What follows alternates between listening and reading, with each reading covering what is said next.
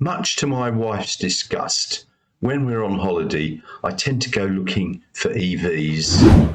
Got a question for you. What electric vehicle am I sitting in at the moment? There we go. That might give you a bit of a clue. Yes, it's a VW. Well done. And it's the ID Buzz. And I'm sitting in this in Reykjavik, Iceland. And you know what? It's actually quite comfortable. I can't take it for a test drive, unfortunately. But the seats here are cloth. It's got armchair like seats, and yeah, it's very nice. Let's just have a quick look in the back.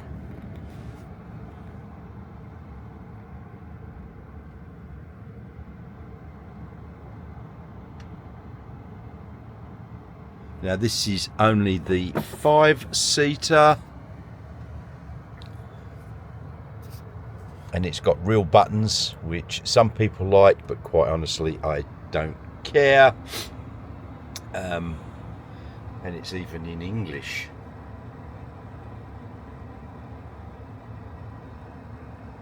So real buttons there, and real buttons here. Just go and have a look into the back a bit more. So it's right at the back. This is not an automatic one, it just slides. And you know what? You've got a heap of room in the back here. You can fit 3 adults, although the middle seat is a bit different. So really, it's designed for 4, but you could put 5 in there if you had to.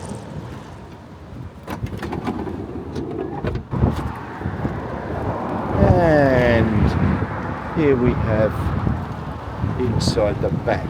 It is very spacious, and it's even got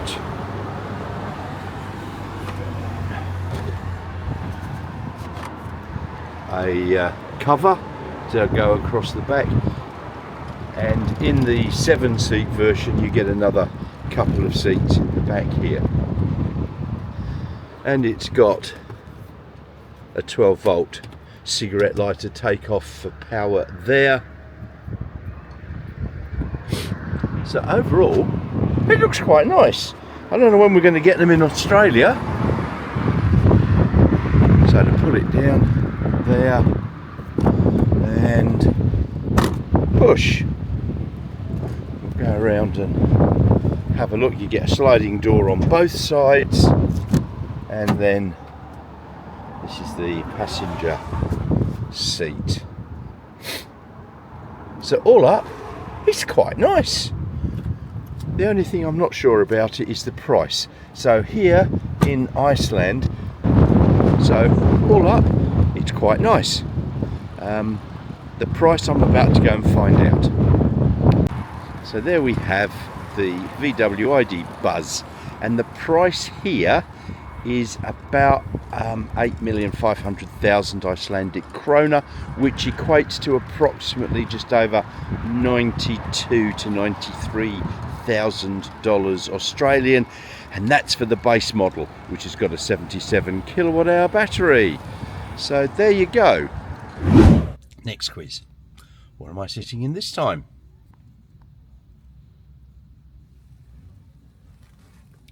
Skoda Enyaq IV. So once again, there's a few buttons on the steering wheel. There's a reasonable screen there, and there's some buttons here, and the seat is, well, it's sort of a leather feel. It's not leather though, that's for sure. Now this one is the older model. It's got an 85 kilowatt hour battery in it, 80 kilowatt hour, and it's 8.3 million Icelandic krona, which is about 91,500 Aussie dollars. Let's have a quick look in the back.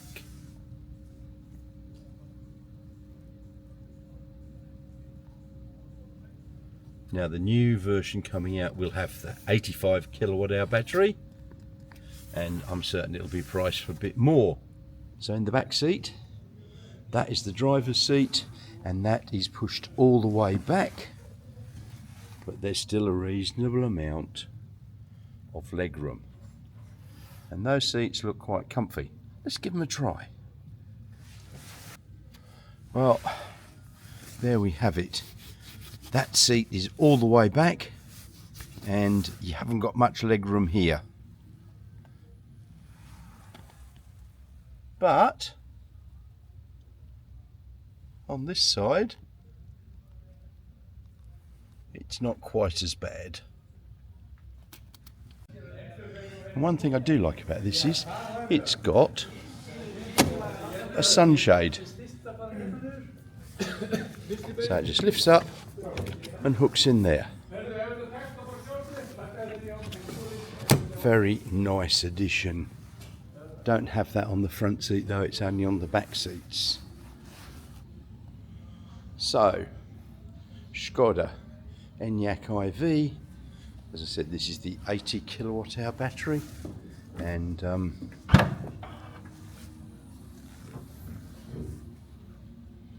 not a bad boot space really. So yeah, there's a power takeoff point over there. Those seats are 60-40 split folding forwards, and here it looks like you can have your luggage screen to hide what you've got. So this is manual.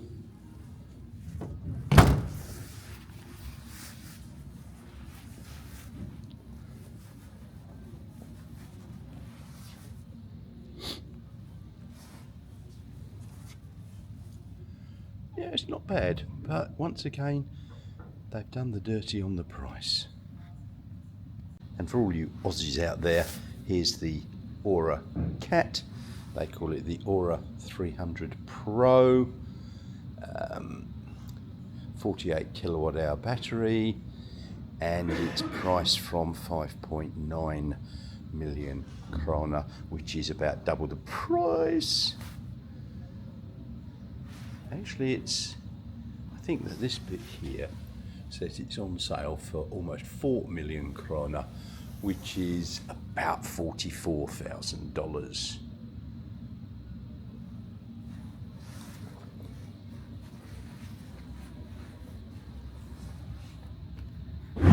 So, just to interject here, comparison of price.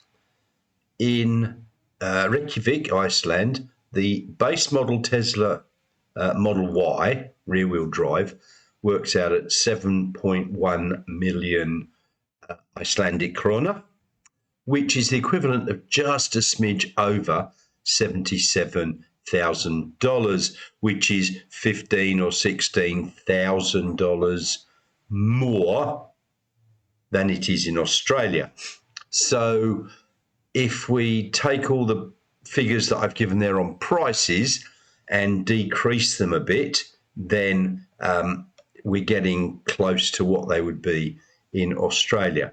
But having said that, with the VW ID Buzz base model, that's still too expensive. I'm sorry, VW. They've also got the ID3 and ID4 here, and I didn't look at the prices of those because, quite honestly, VW aren't bringing them into Australia till next year or 26. I don't know. So we'll just wait on that. The Skoda, that was the 80 kilowatt hour battery. They're coming out with an 85 kilowatt hour battery. But I still think that's way too expensive. It's just ridiculous. We need to get these legacy autos to reduce the price and make them more affordable for the general public. Who's going to go out and spend $90,000 on an EV?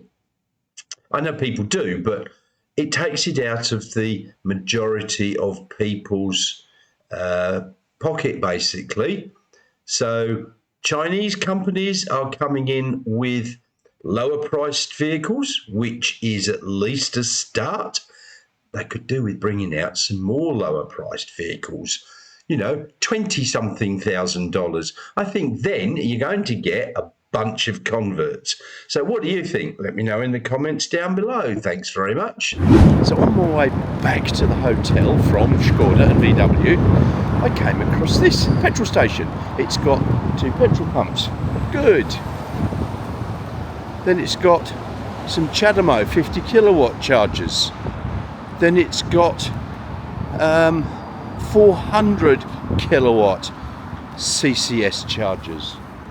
And if we go around here, there's another 400 kilowatt charger. I've just proved they're 400 kilowatts. There it is on the screen. Don't ask me how much, but you obviously can pay for it with a credit card. Contactless payment. Geez, these Icelandic people are well ahead of themselves. And then next to that, we've got a 50 kilowatt CHAdeMO.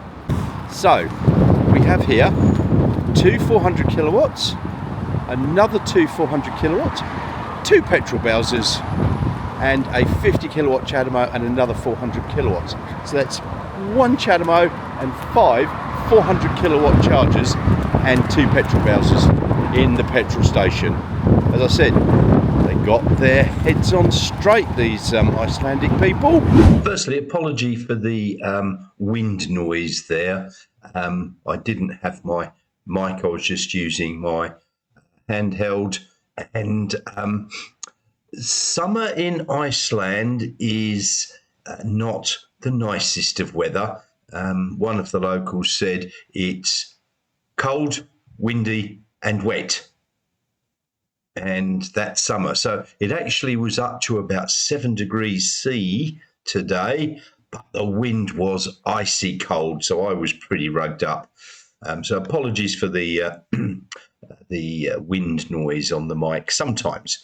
So in conclusion, the legacy auto EVs, they've got to do better than they're doing. Look, the cars are quite nice, but their prices are shit, to put it bluntly, and they need to lift their game.